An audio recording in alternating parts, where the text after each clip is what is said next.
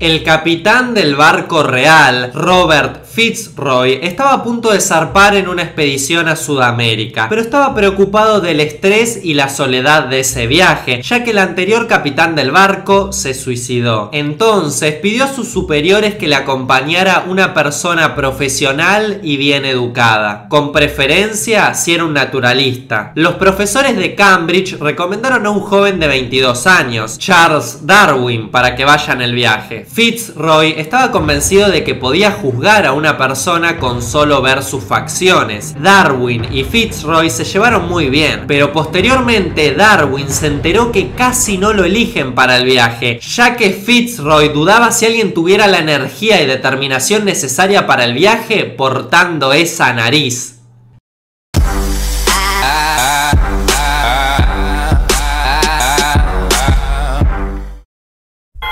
La teoría de la evolución es un conjunto de conocimientos y evidencias científicas que explican el fenómeno de la evolución biológica. Esta aplica que los seres vivos no aparecen de la nada y porque sí, sino que tienen un orden y que van cambiando poco a poco. El origen de la teoría de la evolución tiene una fecha concreta, un 24 de noviembre de 1859, y es la publicación del libro El origen de las especies, del propio Darwin, un naturalista inglés, reconocido por ser el científico más influyente junto a Alfred Wallace, los primeros en plantear la idea de la evolución biológica a través de la selección natural, o mejor dicho, la presión selectiva. Por eso, esto es 5 hechos, evolución.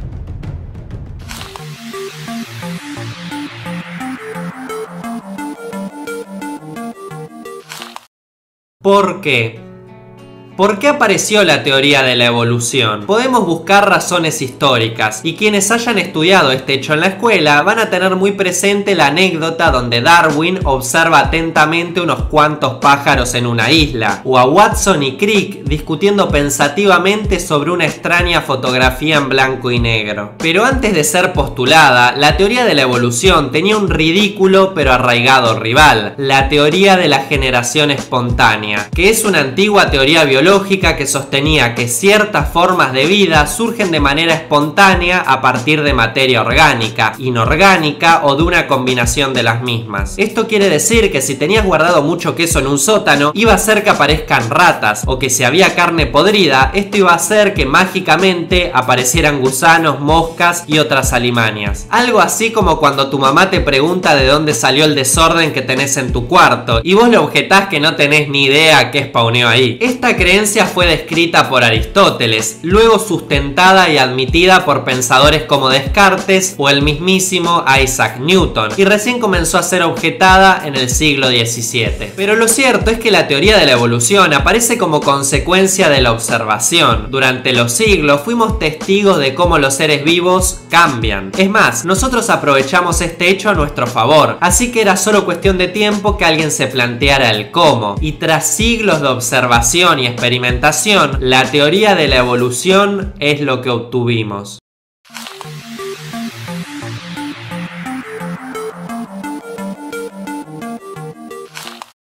Los experimentos de Pasteur.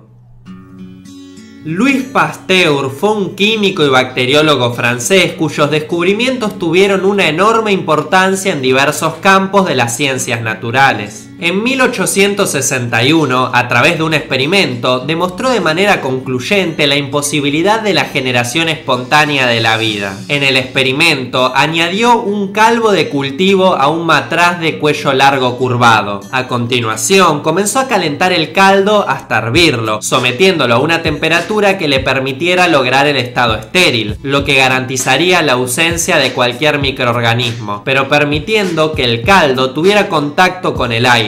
Después de hervirlo y dejar el recipiente de cristal en reposo por mucho tiempo, percibió que el líquido permanecía estéril. Esto fue posible por causa de dos factores. El primero fue consecuencia de las trabas físicas causadas por la sinuosidad de los cuellos de botella. El segundo, ocasionado por la adhesión de partículas de impurezas y microorganismos de las gotas de agua formadas durante la condensación del vapor y la refrigeración cuando estaba en reposo. Después de unos días, Pasteur rompió el cuello del recipiente de cristal exponiendo el líquido a los microorganismos suspendidos en el aire, favoreciendo las condiciones para la propagación de gérmenes. Esto no solo dio fin a la teoría de la generación espontánea, sino también desarrolló, a partir de la aplicación de calor y frío, la técnica de pasteurización largamente utilizada para la conservación de los alimentos.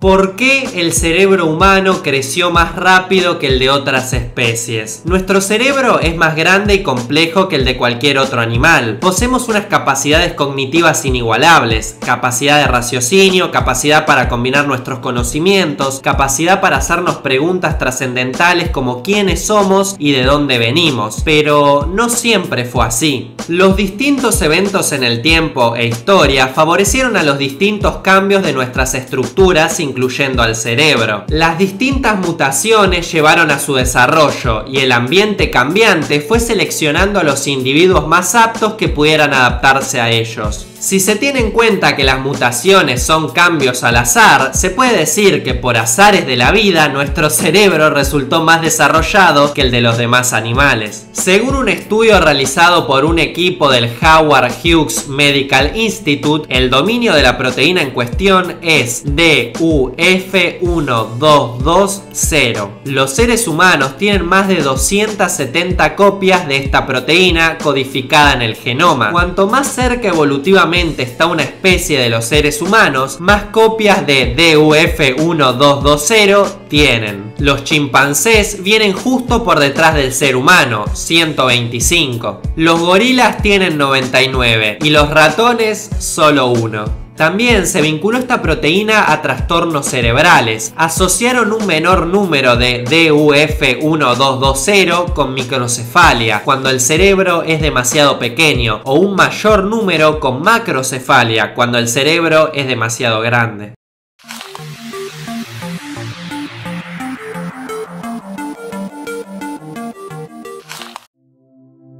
¿El huevo o la gallina?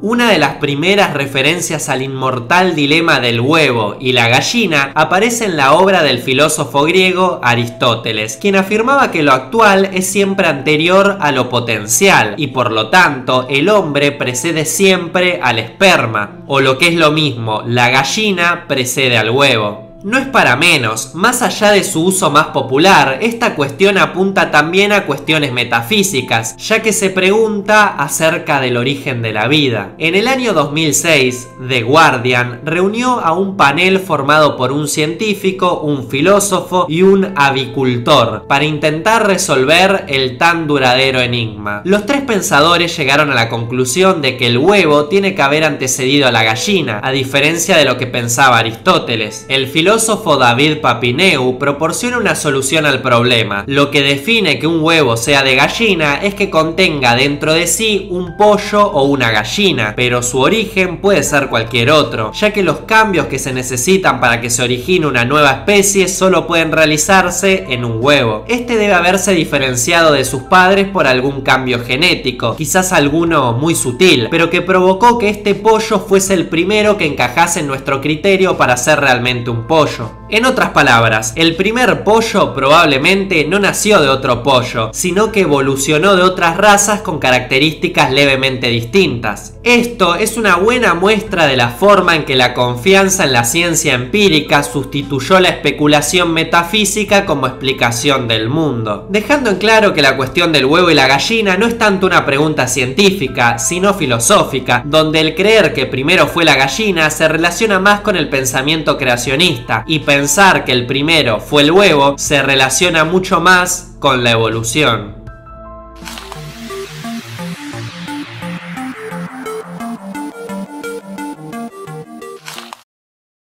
Eslabón perdido. Según una opinión bastante difundida, se sigue creyendo que los científicos aún buscan sin parar el fósil clave, el santo grial, o mejor conocido como el eslabón perdido. Se descubrieron ya muchos homínidos, pero ninguno es la auténtica conexión definitiva entre el simio y el hombre. Esta conexión probaría sin ninguna duda la teoría de la evolución. Ciertamente, el concepto del eslabón que falta en la cadena fue esencial en los debates científicos de la segunda mitad del siglo XIX. Si la evolución era cierta y los humanos procedíamos del linaje de los simios, como sostenía Darwin, tuvo que haber alguna forma intermedia que nos conectara con ellos. Descubrir ese fósil iba a suponer una contundente prueba y, lógicamente, representaba mucho para los biólogos evolucionistas de ese entonces. Las formas con rasgos intermedios entre simios y humanos, como este que vemos acá, se conocen desde hace ya muchas décadas y no es única. Por esta razón, los paleontólogos, pese a la creencia popular, no pretenden encontrar un mítico eslabón de una cadena, sino que intentan más bien reconstruir dato a dato el árbol genealógico de nuestros parientes y antepasados. Cada año se completa más y mejor. Por eso, seguir hablando del eslabón perdido en nuestro linaje resulta engañoso y favorece una visión de la teoría evolutiva como una construcción frágil y endeble. En definitiva, ¿cabe dudar de la teoría de la evolución? Bueno, vamos a traer una pequeña historia de 1935. Un profesor de Tennessee en 1935 fue declarado culpable de enseñar la evolución. Y no fue hasta 2005, en el estado de Pensilvania, Estados Unidos, que se abolió el diseño inteligente como un medio educativo en los colegios. Entonces, ¿el diseño inteligente o el creacionismo está al mismo nivel que la teoría de la evolución? Bueno, es complicado, porque la ciencia y la sociedad muchas veces no van de la mano, por eso triunfos como la homeopatía. A la evolución hay que sumarle otro componente que la hace poco digerible para las personas poco instruidas en la biología, y es que contradice nuestra intuición y nuestra manera de ver las cosas. La vida tiende naturalmente a perfeccionarse y lo mismo deberíamos hacer nosotros con nuestros conocimientos. No fue hace mucho cuando nuestra ciencia de la evolución logró su mayor triunfo, a principios del siglo XX, cuando la Iglesia logró poner sus dogmas en línea y reconciliarse con ella. Hasta tuvieron que perdonar a Darwin por contradecirlo. Tanto si te gusta o no, la evolución nos fue poniendo en la cúspide de la complejidad. Y ahora estamos nosotros, los seres humanos. Y también va a depender de nosotros si vamos a dejar que esto avance o vamos a retornar al polvo inorgánico.